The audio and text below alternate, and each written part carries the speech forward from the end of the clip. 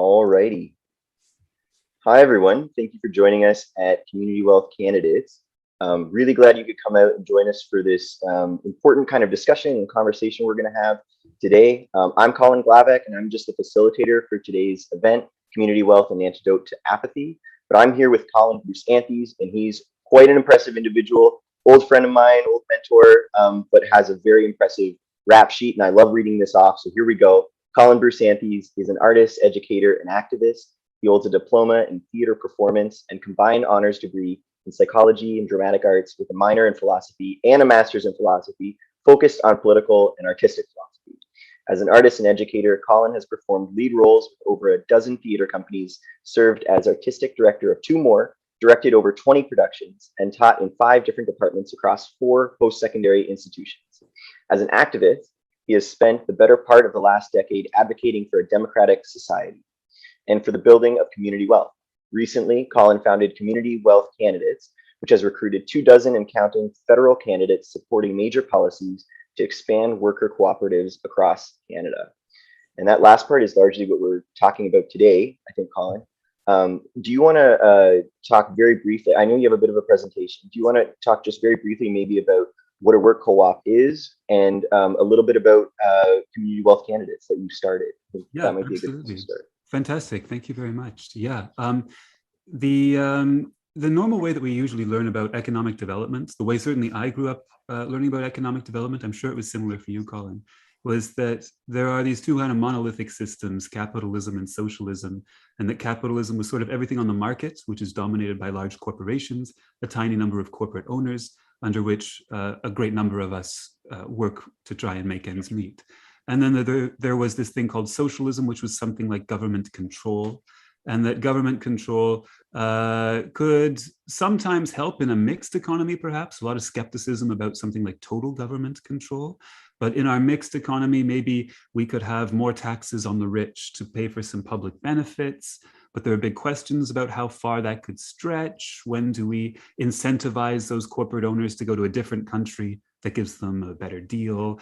And also this kind of strange murky territory in which governments were sometimes expected to work with the corporations rather than supplementing public benefits in order to be competitive, to make things happen that maybe the corporations couldn't get done on their own. And sometimes that was seen as a positive thing, and sometimes that was seen as cronyism and something that was really negative. And all of this leads to this impression that the decision-making and the resources are in the hands of a tiny number of people, whether they're corporate elites, government elites, or both in the same office. And that the most that maybe we can do is try and influence that and try and get some maybe better public benefits, which a lot of people dedicate themselves to trying to get. But that otherwise, there's not much we can do. And that really engenders this spirit of apathy that we're talking about, kind of being able to break through and maybe shatter some illusions around that. The truth is that the spectrum of what takes place out in the economy is much broader than that kind of dichotomous thinking. And most people are simply, I was not taught about it growing up. It took a long time for me to learn about what's actually out there, what's being done, not just theoretically, but in practice for generations really productively. There are all kinds of things that do not fall under either of those dichotomous characterizations. There are companies that are owned by their employees. So they're using markets, but they do not have this division of workers and owners that we see with the standard capitalist corporation. There are worker-owned cooperatives, which are enterprises that are owned by their workers, and the workers have democratic participation in the company policy. So they determine what fair working conditions are, and they get a say in, for instance, what happens to the profits. And those profits are going either to be reinvested into the company and or to be given back to the various workers who produced those profits in the first place. And then we have other kinds of enterprise as well, things like social enterprise, community enterprise, community land trusts, which I'll talk a little bit about today, where a group in the community and a nonprofit organization actually owns a piece of land long-term and collects the land values that are attached to that land. And so there's all kinds of stuff that does not fit into that dichotomous presentation. Just being aware of that, just knowing that, stuff that should be in our education systems.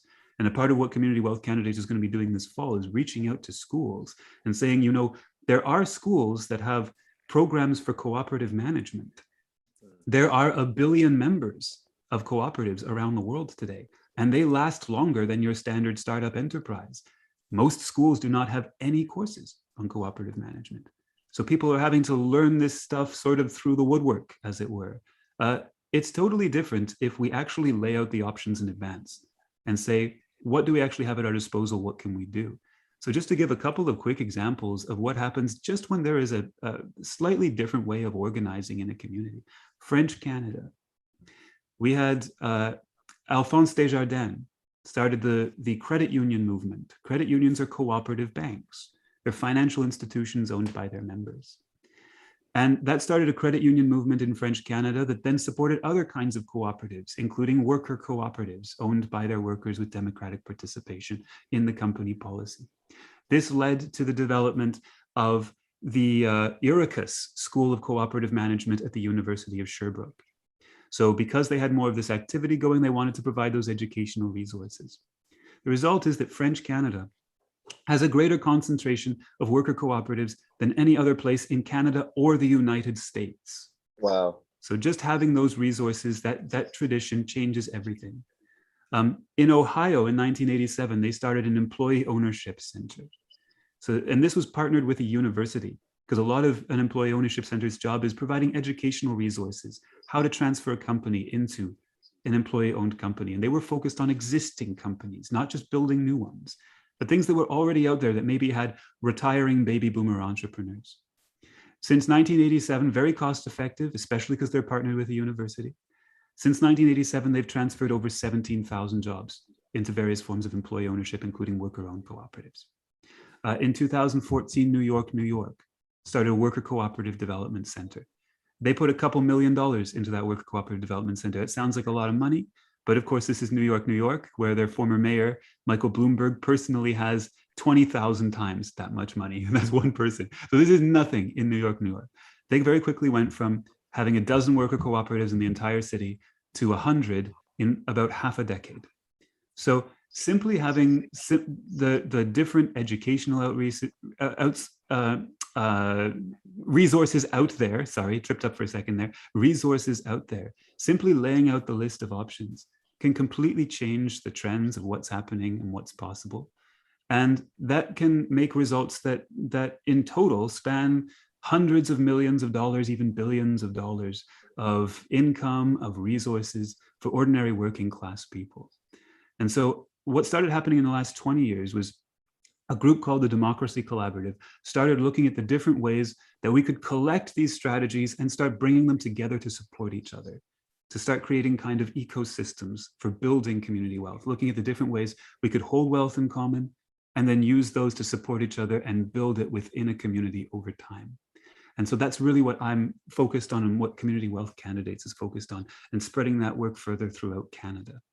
So it's I guess a reorganization in many ways. That's kind of the impression I'm getting. Exactly. And also it sounds like a very uphill education campaign, right? In many cases. Yes, it can be uphill because the establishment, whether we're talking about establishment political figures, establishment educational figures, establishment economists and political economists, are largely not up to speed on this. It's not what they were trained in.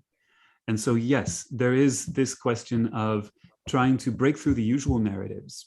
At the same time, this stuff is so common sense that people generally get it very, very quickly. Right. And I think what people are going to find is in this presentation, that anybody who tunes into this presentation is probably going to get to the end of it feeling like they get the whole thing. They understand the whole gamut. And that's because they do. It is straightforward. It does make sense. And in fact, it makes a lot more sense than our current modes of economic development. And so, yes, it's hard to get the megaphone big enough. Right. That's a challenge. But getting the message across to people is something that I find is generally pretty easy to do. Cool. Yeah. So we'll jump in further there. Should I? Is this a good Yeah. time? No, I would love to see what you have prepared for us. Awesome. Okay. So I'll bring up a PowerPoint. I'm going to do the share screen, and Colin, if you want to just Are you able to see my screen right now? Yeah. Great, fantastic.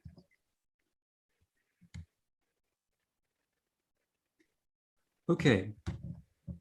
So community wealth building is a term that was coined by this group called the Democracy Collaborative in the United States.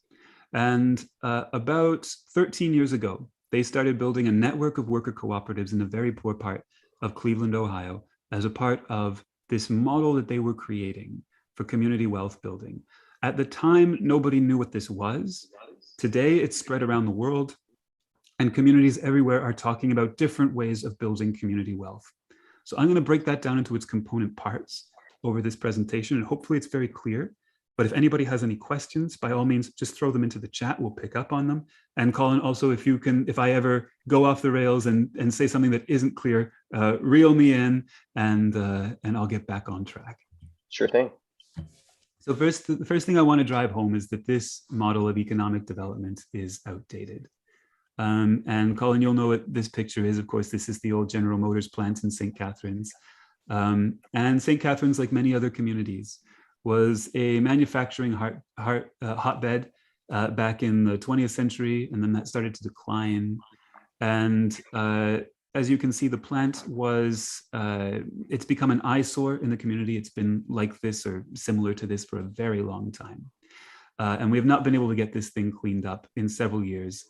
And the point that I want to drive home, there are a few things that I want to drive home. The first is that the model of economic development that we're used to is we try and attract business, especially big business.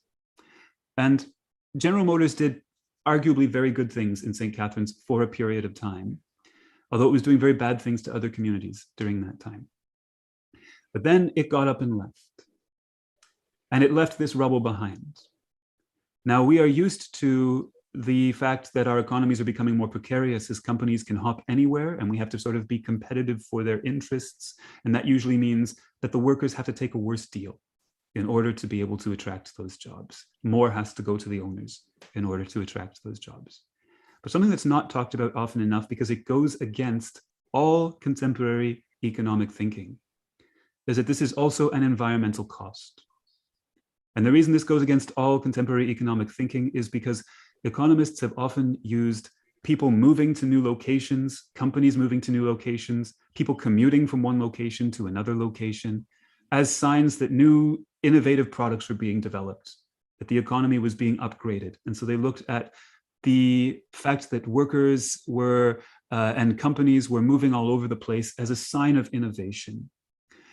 And they were not taking into account that this is not just economically potentially very destructive because it makes the workforce so precarious, but environmentally incredibly wasteful. And that's something that even if we could somehow get that old model to work economically, we would not be able to get it to work environmentally. As we face this global climate disaster that we are facing, a lot of the attention is still going to simply trying to green the technology, to get more carbon-friendly technology out there. It isn't just about greening the technology. It's also about localizing and stabilizing within communities so that we don't have that kind of disruption. And another thing that is not brought up often enough is what happens when sprawl is needed to accommodate this kind of economic development, and what happens when we need to dump the pollution.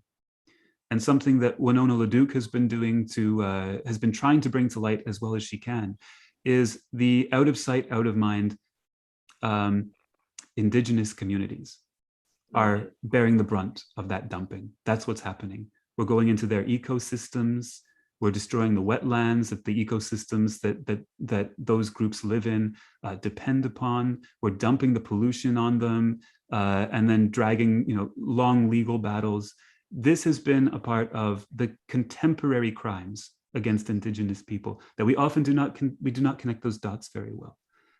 So as we enter an era also of truth and reconciliation, this model of economic development is not sustainable on so many different fronts. We have to have an upgraded model for economic development. So these are our present emergencies that we are facing. Unstable economies. Since the neoliberal era began in the early 1980s, the wealthy countries have seen all the biggest crashes since the Great Depression, every single one of them. We have a COVID recovery. Is this COVID recovery going to be a recovery for everyone, or simply a recovery for those at the very top? If there is to be a COVID recovery, and there is the possibility, of course, that weak demand will kick in and we'll have another recession in the next couple of years. Certainly after 2008 in the United States, we saw that there was not a recovery for 95% of the population. The economy did not grow. In 2016, we ended up with the most polarizing president in American history. And we are seeing political polarization grow in Canada as well throughout COVID. So that's a serious concern. Climate change, of course, the existential crisis. We have to have environmentally responsible ways forward. This one doesn't get enough attention. Retiring baby boomer entrepreneurs, we have a cascade of them, hundreds of thousands, even millions across Canada and the United States. Their companies are closing, their workers are having to go find other jobs if they can.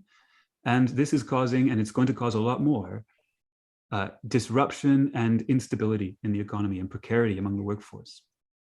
And truth and reconciliation, we have to move forward in ways that are respectful and responsible as we think about the different groups that are involved in the ecology of our economy. Now, the silver lining is that if we respond well, we could have superior systems for the long term. If we take simple, straightforward steps that address these crises, these emergencies practically, those will stand us in good stead for a long time to come. But we have examples of that happening. The mid-20th century, we saw that happen a lot. We moved towards more social democratic structures in the mid-20th century that produced by far the highest standard of living the species had ever seen. But before that, we also saw examples of us devolving into world wars and being unable to roll with the punches that the emergencies of that era were dealing us. And the emergencies that we are facing today increasingly are moving into that kind of scale. So whether we have an update and that produces remarkable silver linings, or whether we have some decay and perhaps a total spin out, that's all on the table right now. These are emergencies and we have to handle them appropriately. So community wealth building, I'm just going to take a quick moment on this slide. That image there is the Cleveland model of community wealth. This is what was developed by the Democracy Collaborative in the United States. And I'll come back to this in a moment and just clarify what it means. But as you can see, there are a few key component parts.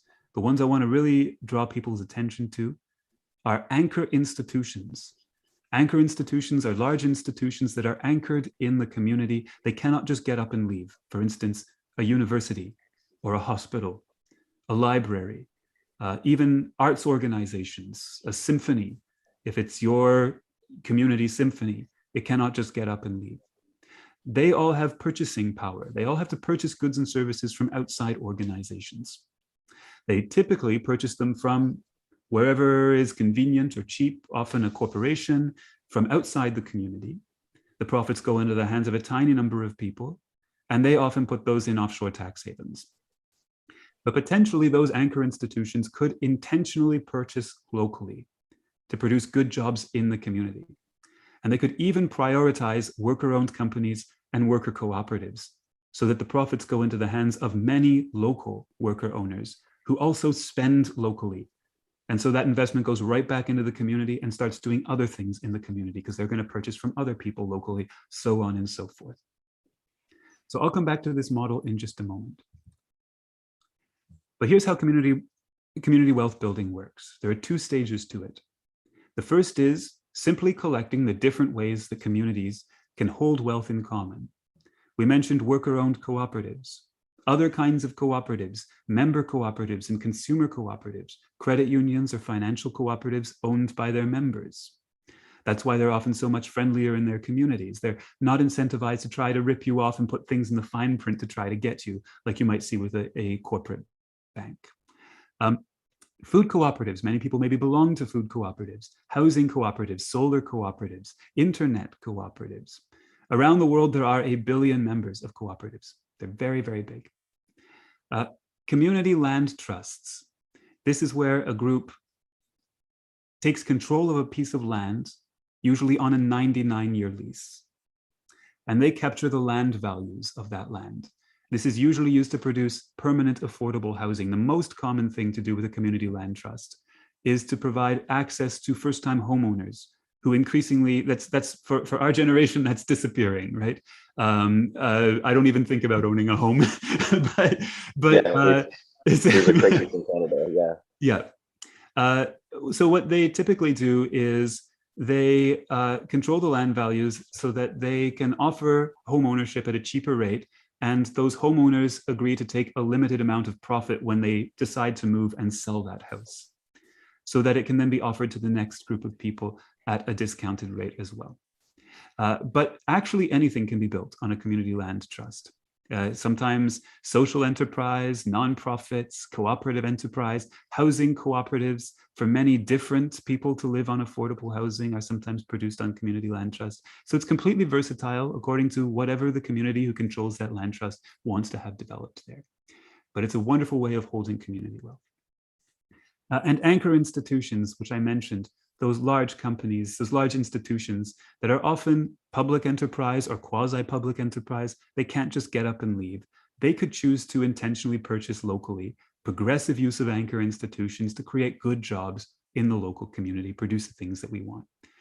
And there are other ways, but those are the main ones that we at Community Wealth Candidates focus on: cooperatives, community land trusts, and the progressive use of anchor institutions. Then we can look at bringing them together into a complex. So this is devilishly simple. You have your local finance through things like your credit unions or your municipal government. They can be used to start local worker-owned cooperatives, owned by their workers with democratic participation in the company policy.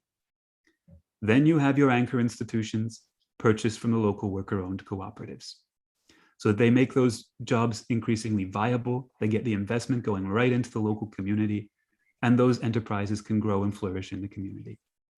Then as prosperity grows, the land values are going to go up. You have your community land trust to capture those land values, make sure people don't get pushed out, produce permanent affordable housing in the community. And you can have the whole thing: non-corporate finance, worker-owned democratic companies, investment directly into your community, spending directly into your community, and long-term permanent affordable housing in your community. Dead simple. Just bring them together and you can have the whole gamut. So going back to this slide of the Cleveland model, what they did in Cleveland was incredibly ambitious. They started in about a year's time a trio of worker cooperatives that were integrated into a network. They started 3 what were called the evergreen cooperatives. This is 2008, 2009 as they were opening. They were employing about 75 people when they started. So these were not tiny worker cooperatives, not with 3 or 4 employees. They were starting with about 25 each. These were all environmentally friendly worker cooperatives. One was an industrial laundromat using very eco-friendly technology. Another was an urban greenhouse, again using very eco-friendly technology, producing 3 million heads of lettuce a year. And another was producing solar panels or installing solar panels. They were in a community where the median income, a neighborhood of about 40,000 people, where the median income was $18,500 a year. We're talking about extreme poverty. And again, in the United States, very common that these left behind communities are largely Black American and African American communities. That was the case here as well. So there was a lot of racial injustice as a part of the poverty in this community.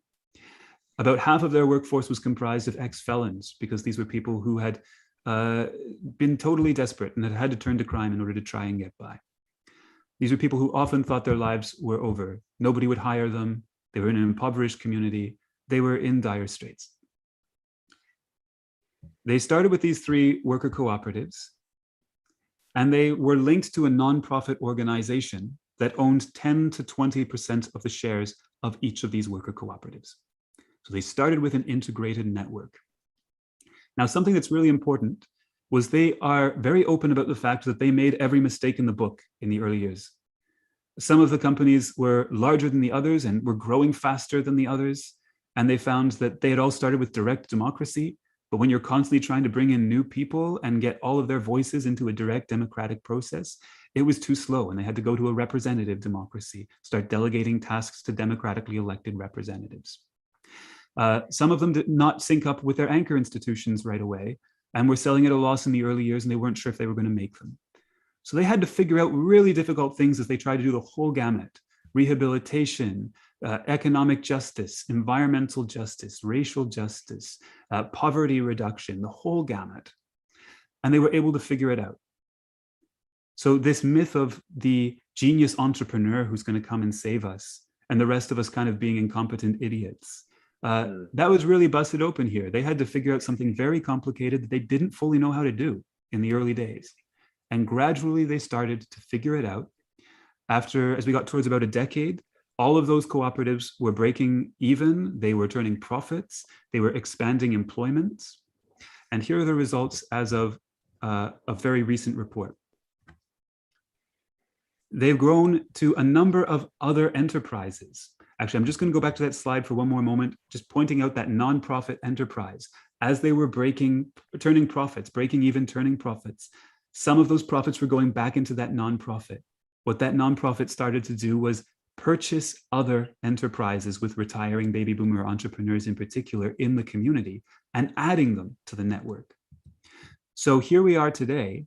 They've about quadrupled employment from where they were in the early stages, including growing right through COVID.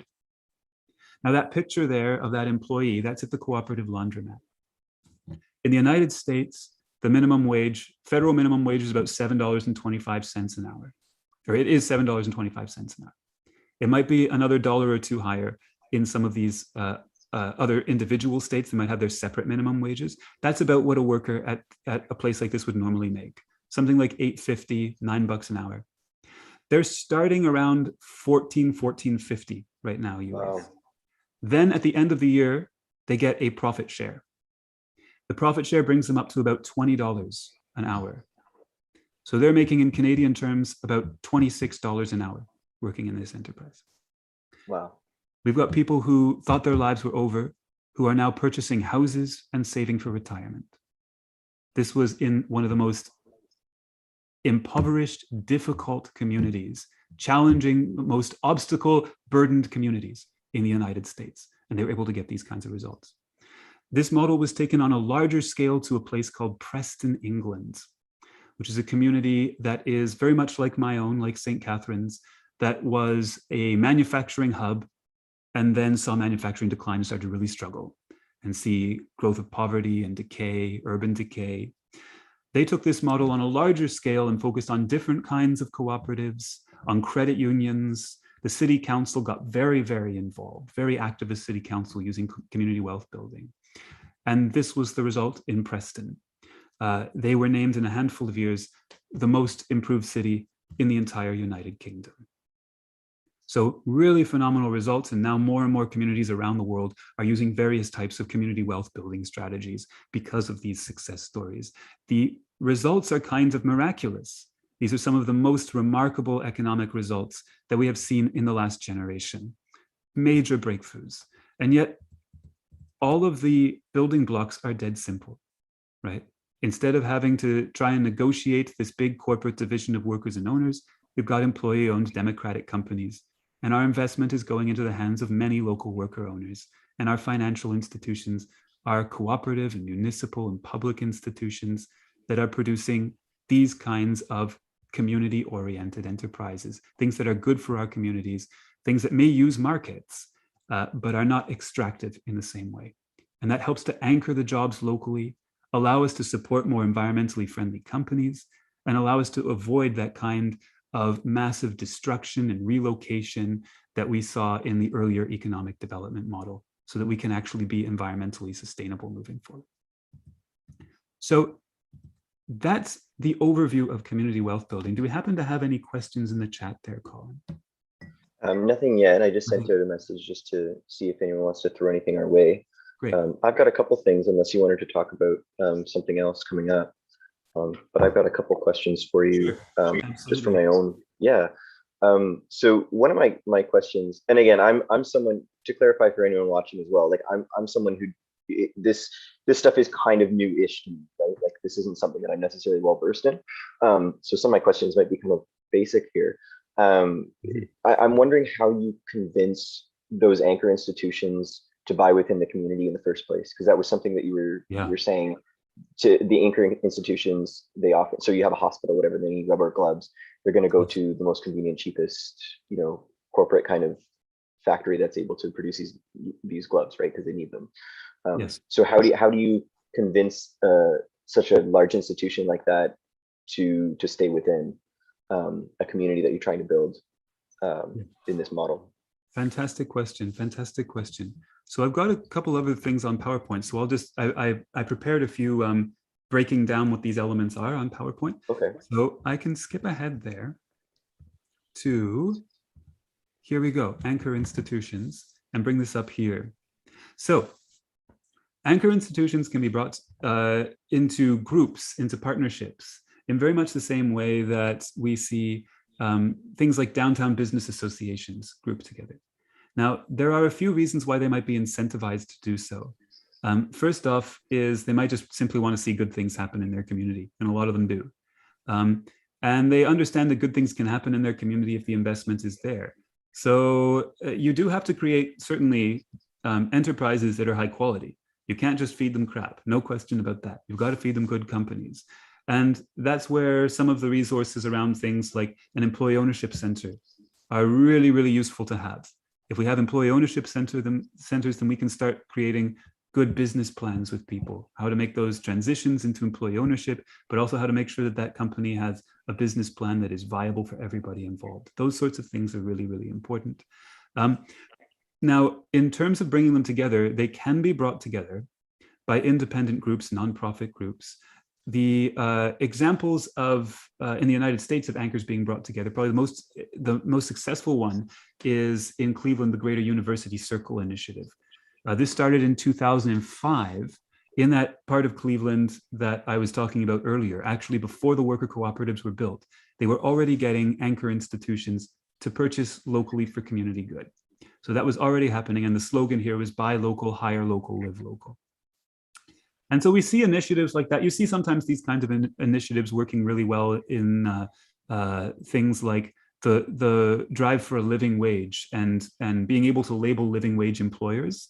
And that can be a big thing for employers to be able to put that on their mantle, that they operate in that way. There is that kind of self-promotion, like we're doing good things. We are an anchor institution in this community that can be used. In the case of the Greater University Circle Initiative, they were brought together by the Cleveland Foundation, which is a nonprofit organization, started with 3 in 2005, and they've been listed as having up to about 50 anchor institutions as of, I think, last year. So that included things like the Cleveland Public Hospital to the Cleveland Symphony. So lots of different kinds of institutions, different scales, but they have things in common, that they are committed to that community, they are a permanent part of that community, they want to show that they're a permanent part of that community, and they have purchasing power. And so they can choose to intentionally purchase locally and get that brand that they are an anchor institution. They can be brought together by a nonprofit group to do that. So it's incentivized in many ways. It can be absolutely socially incentivized and incentivized in terms of good press. The other thing is that city councils can be very active. Now, this was certainly more the case in Preston, England. The city council was very involved there. And the reason city councils can be so involved and they can be so important in bringing these partnerships of anchor institutions together is because a lot of these anchor institutions actually do get public funding. And so there is this expectation that they will operate in the public interest. And that is something that can be a starter of a conversation. The city council probably provides a lot of these. If you go through the list of potential anchor institutions in one's community, you're probably going to find that the city council is funding them in some way. And so the city council can be very actively involved in bringing these anchor institutions together and saying, okay, let's start to formulate a plan as to how we get more productive investment happening in our communities.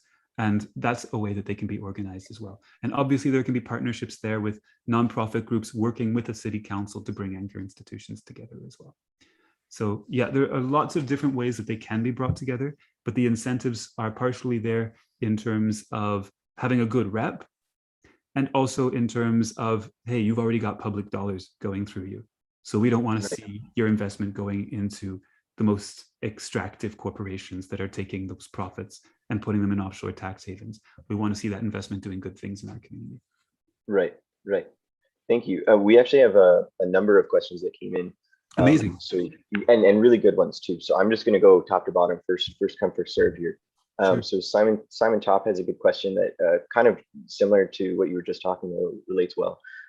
What is the best way for the different levels of government to help with this? Federal, municipal, and provincial? I think that's a really good question. Excellent question. And Simon was just a wonderful federal candidate and was endorsed by Community Wealth Candidates. So thanks for tuning in, Simon. Awesome. Good to see you. Yes, there are lots of fantastic ways. So at the federal level, something that we focused on and something that Simon was a supporter of was a right of first refusal. That can also be done at the provincial level as well. A right of first refusal is a simple policy that says whenever a company is going to close or change hands, its workers get first dibs on purchasing that company and taking it under worker control. And so that's a huge thing right now, both because we have so much company turnover and because we have so many retiring baby boomer entrepreneurs. We can also have things like what Bernie Sanders has been pushing for in the United States for ages, which are investment banks that are specifically for worker-owned cooperatives and for enterprises turning into worker-owned cooperatives. And you can put those two together and you can get very far on a pretty, actually, you could say libertarian mandate, that it's very voluntary in terms of the workers being able to choose if they want to take over those enterprises or not. But they've got the financial institution to back them if they want to get the loans that they need, to be able to take over those enterprises, and that they've got first dibs on that enterprise so that it doesn't just get sold off to somebody who's going to then maybe make the workers insecure or fire them. They've got first dibs on taking over those enterprises and taking over the means of production. So those are things that we really focused on at the federal and provincial level. Other things as well that they can do, build employee ownership centers that can be initiated at the provincial or federal level. We've seen that initiated at the state level many times in the United States. Create public banks. This sort of doesn't fit the reputation. We think about Alberta as being maybe the most conservative province in Canada, but Alberta has a massive public bank, a $50 billion public bank. I think the biggest public bank in the United States is the Bank of North Dakota, and I think the public bank in Alberta is something like 7 times the size of the bank in North Dakota. So having public banks so that we can choose to prioritize what kinds of investments and what kinds of developments we want to see take place. That's a big one. Government contracts, prioritizing government contracts to worker-owned enterprises. The government gives all kinds of billions and billions of dollars of contracts to private companies. So that's a really big one. They could be prioritizing worker-owned companies, which then incentivizes the creation of more worker-owned companies, which then incentivizes giving more contracts to worker-owned companies, so on and so forth. We can change that feedback loop. So those are things that can really be done at the federal and provincial level. Now I'm going to skip to the end here. This is things that we're looking at the local level in particular. There are things that some of these can have crossover with the provincial level, and some of these change depending on what locality you're in, because there are different setups, whether you're in a pure city government or a municipal government or a 2-tiered government with city and municipal. What's possible can be a little bit different from one community to the next.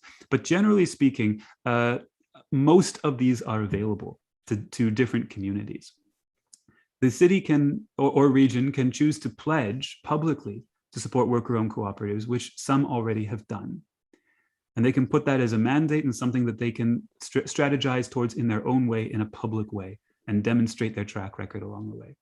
They can provide funding and administrative assistance to develop community land trusts towards permanent affordable housing. That's a big thing that they can do. They can build partner groups with local anchor institutions, what we were just talking about there, to increase local purchasing. This is huge. This actually frees up millions, sometimes even billions of dollars worth of funding that can go directly into the community.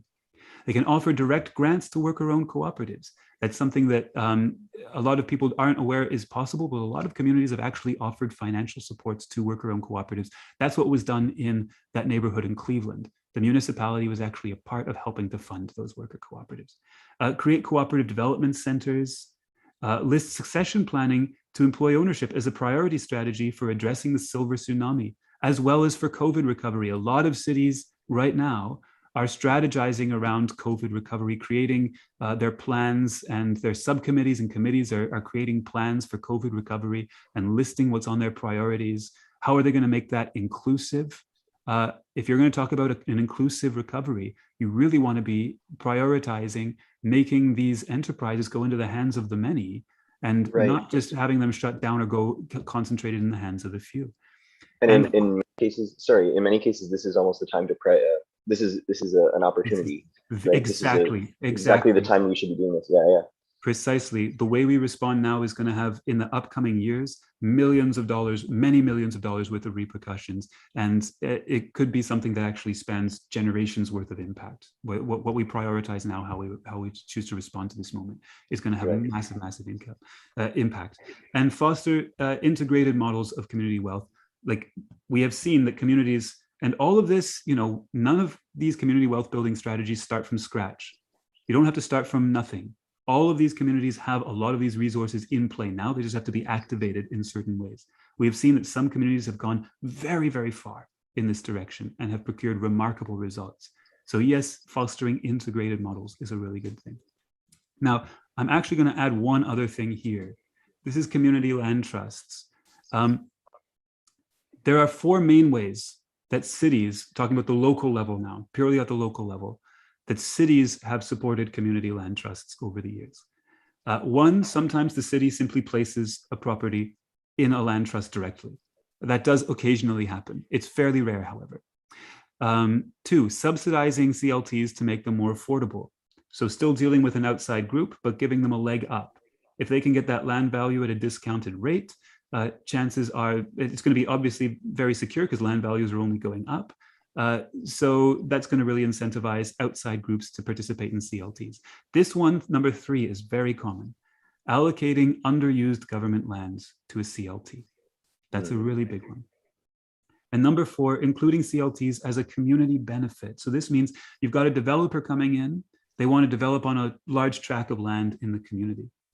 A condition of that development is that a minority portion of it has to be given to a CLT, has to be donated, saying they can have the majority of that property as long as a portion of it is offset by giving it to a CLT. And that one is also fairly common, and it's growing in its use. The biggest city partnership with community land trusts in Canada is in Vancouver. The Vancouver Community Land Trust happened in under number 3 there, allocating underused government land to a CLT. A multiplicity of properties were handed over to the Vancouver Community Land Trust. And they now have 2,600 homes on community land trust property, much of which is at a discounted rate of a third of the cost of market housing. So significantly discounted rate. We're talking about not little kind of the term affordable housing being applied to the price of something that's much more expensive than it used to be, which is often the case with the term affordable housing, but genuinely affordable housing. Right. And Colin, in one of your previous interviews, I think that I saw that particularly with land and wealth, is that the housing isn't so much expensive because of the housing, but because of the land. I think was something that was talked about. Yes. Yeah. Huge. This is, and I'll just bring up this slide here. So this is a piece of political economy that almost nobody is aware of. It's so sad to see it. At almost any level of government, almost nobody talks about it correctly. When we talk about the cost of housing, that's such a great, I'm so glad you brought that up. Yes. We talk about housing in terms of physical properties. And everybody talks about it regardless of whether they're on the left or the right ends of the spectrum. The right just says we have to have more incentives for private developers and trample more wetlands, right? But they all think that the key to building affordable housing is building more and more and more housing. We talk about it like it's a supply and demand issue that has to do with physical properties. And that is just not the case.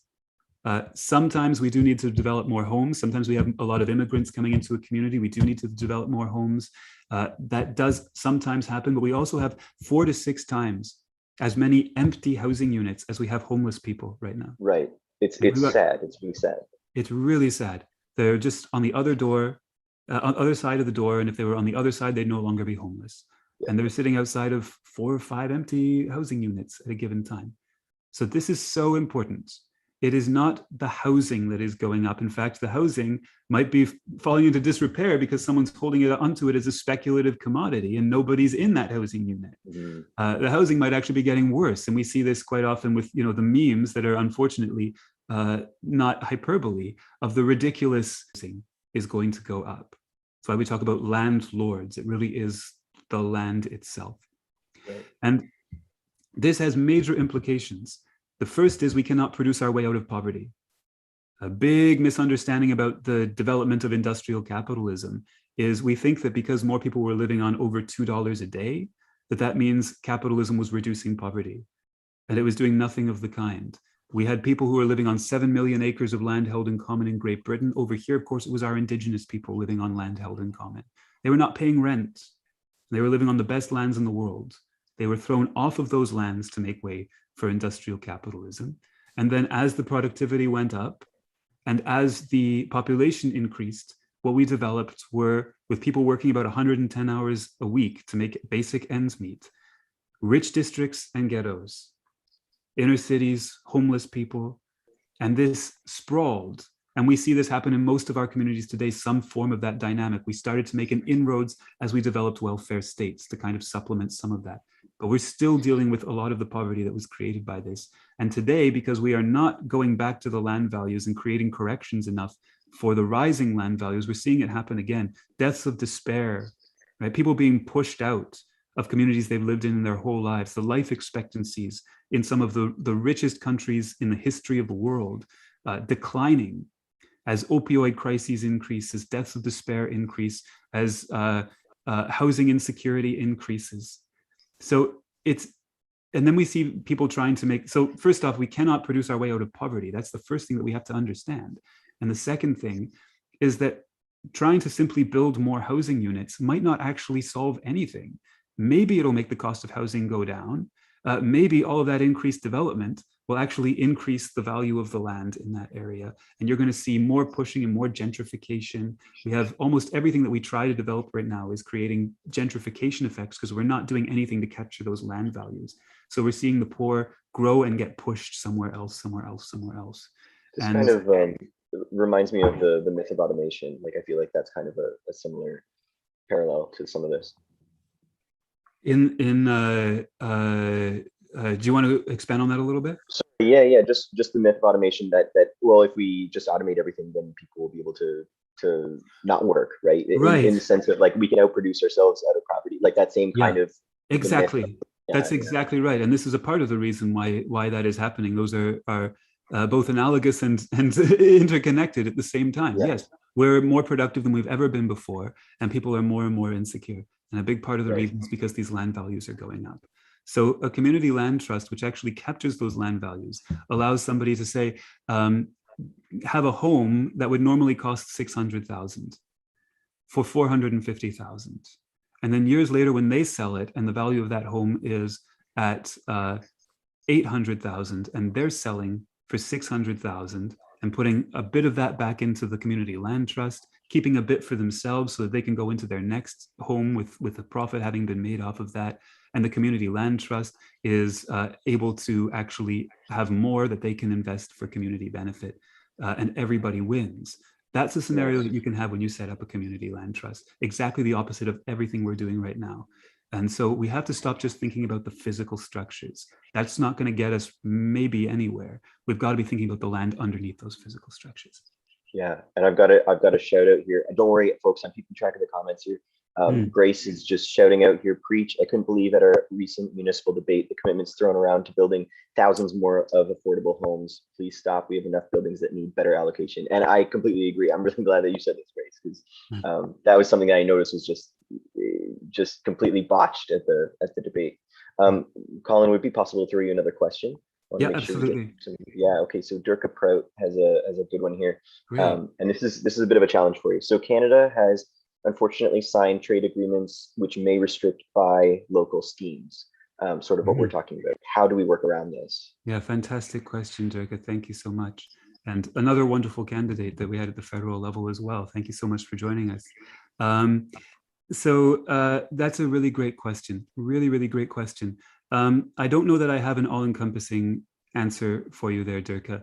In terms of being able to completely transform the system, I think that I don't have a revolutionary answer. I can tell you that we can do a good deal of this work, and one of the things that happens over time is that as this work builds, we get more leverage. When we have more local investment, when we have more worker-owned cooperatives and worker-owned enterprises, and when we have more cooperatives in general and different ways of holding wealth in common, we become less dependent upon those who want us to believe that we are fully dependent upon them. And so we are here. You're absolutely right that there are rules being written to try and interfere with the possibility of doing those things. And we need federal legislators who will stand up for the ability to purchase locally. You're absolutely right about that.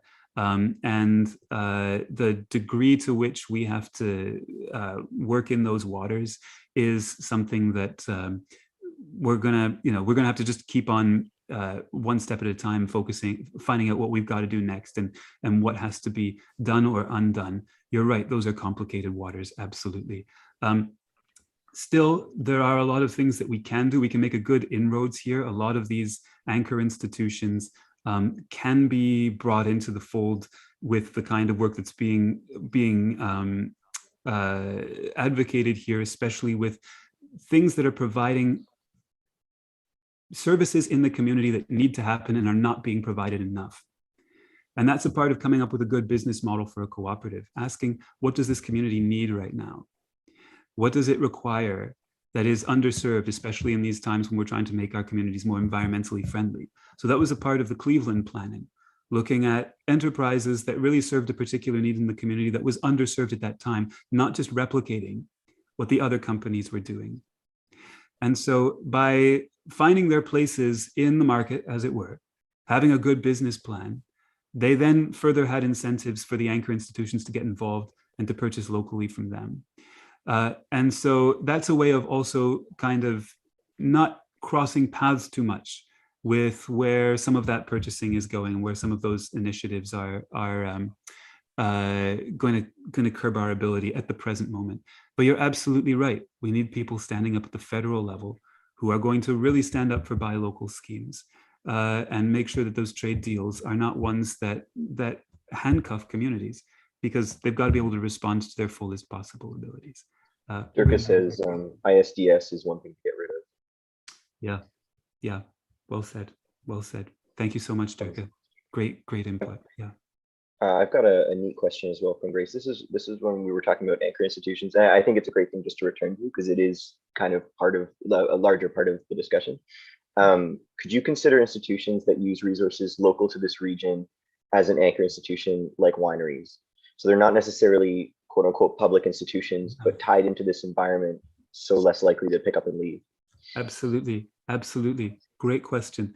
And yes, absolutely, they can be counted as anchor institutions as well. We don't generally have the same kind of leverage with them that we have with other kinds of institutions, like schools, like hospitals, like libraries, right. Because we don't have the public dollars flowing through them. Although they may have been supported by the public in things like business startup organizations. We often do have things that are there to help businesses get going in the community. So they might have some public dollars involved.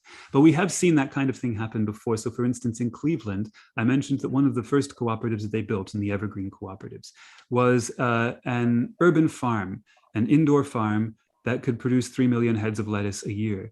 And some of their anchor institutions were restaurants in the local community. And so those restaurants chose to become anchor institutions. Again, they get the cred on that, and they purchase locally, and they helped to make that enterprise sustainable.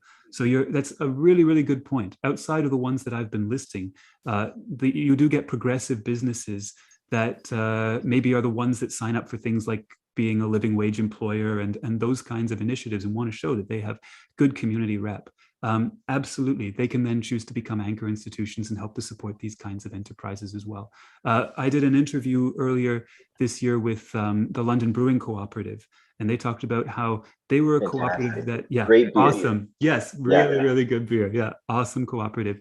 And they started in a partnership with another business that was starting a restaurant. And they said, well, you could have They were home brewers initially, and they said, well, you could have a brewery in here and we could partner with you. And we could have a cooperative brewery in part of the restaurant. And then they both actually expanded together. That made it financially feasible for both of them to get started in a small space. It took off, went wonderfully well. And since then, they've had expansions and gone into bigger and bigger spaces. So that's a really good example of how these kinds of partnerships can take place using the kinds of enterprises, again, that we already have. The wonderful thing about community wealth building is we're not starting from scratch. We've got resources to get going with. So yeah, great question. Thank you. I've got one more from Grace, and we've got a little bit of time left, so I'll throw this one at you. It's definitely time to throw away the throwaway economy. This is such a pressing issue. Could you speak more to how the community wealth model is an environmental sustainable way forward? I know you sort of did a little bit of this with talking about the GM plant in St. Catharines. Yeah. Yes, absolutely. We have to think about the whole gamut. You know, a lot of our focus right now is on green technology. But really, when we think about all of our practices now, I'm somebody myself, and you know, I'm not so bad because I carpool, so I can say that that reduces my emissions a little bit. But I'm also a commuter. You know, I commute into Toronto from St. Catharines every week, and I've been doing that for a few years because I work multiple jobs, and that's because I teach at various post-secondary institutions. And so that's one of my jobs. The whole gamut of an economy that is precarious and that the opportunities move everywhere, and the throwaway economy, as you say, it's the whole gamut of it. When we look at General Motors left huge destruction in St. Catharines, but it was also building somewhere else. And a lot of these companies are building the same thing in different places that are cheaper, or a version of it in different places that are cheaper. And this isn't just a way of them getting a better deal. It's also a way of them making the workforce more precarious so that they will continuously accept worse and worse deals on their behalf. It's class warfare. And it's something that they can get away with to no end to this right now. And it's incredibly environmentally destructive. Making people hop from community to community in order to find a sustainable job is environmentally destructive. Making people commute all over the place in order to pay their bills is incredibly environmentally destructive. Allowing the corporations to tear down, leave communities, build in other communities, build the same thing, leave wreckage, leave pollution, and dump their waste, or having somebody come in who just has to get rid of the waste that corporation has left behind, again, often dumping it on Indigenous communities. This is all incredibly, incredibly wasteful. And it's something that we started to wake up to, going at the economic level, going, what is the point of an economy? Right? Is the point of an economy just to create economic growth for growth's sake? Because that doesn't sound like it makes any kind of sense. Right. That's such a crucial question that I feel like we often we take for granted that we don't answer that question correctly. Yes. Yeah. Exactly. Yeah. We almost assume that the conversation will just be about the economy for the economy's sake, and we won't be in. We won't actually be in the conversation. Right. And the general public is being left out of that conversation completely, and the environment is completely left out of that conversation. Right. So there are two different things here environmentally. First off, there are all the things that we could be doing better environmentally, just in terms of not making this so scattered between different communities, not making this a throwaway economy. That would be in itself a massive carbon reducer. It would be so much better for the economy. Even if the technology did not become greener, we could massively reduce our carbon emissions just by doing that.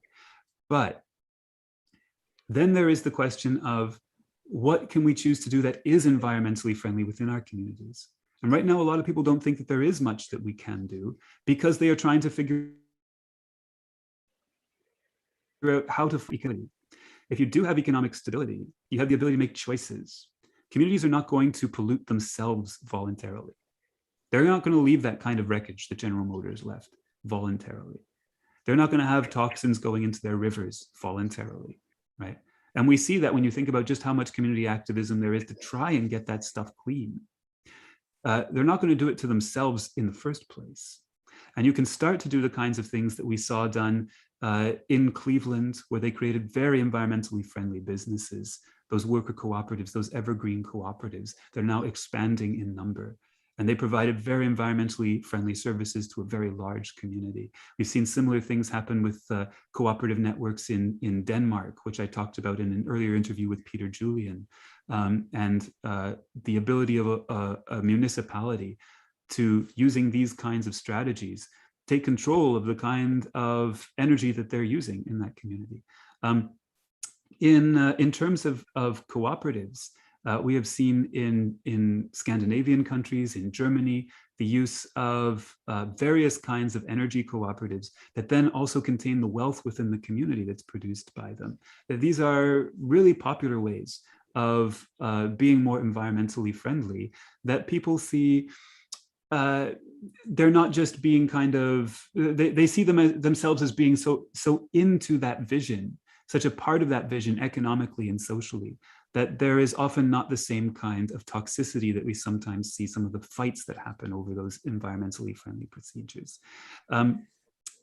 When we talk about cooperatives, something that's really not understood about the Scandinavian social democracies is that cooperatives are such a bigger piece of that puzzle than people imagine. In Finland, there are actually more cooperatives than there are people, or members of cooperatives than there are people, because most adults belong, because most adults belong to multiple cooperatives. They might live in a housing cooperative, giving them affordable housing. They might be getting their energy from a solar cooperative, and they might be doing their banking at a credit union.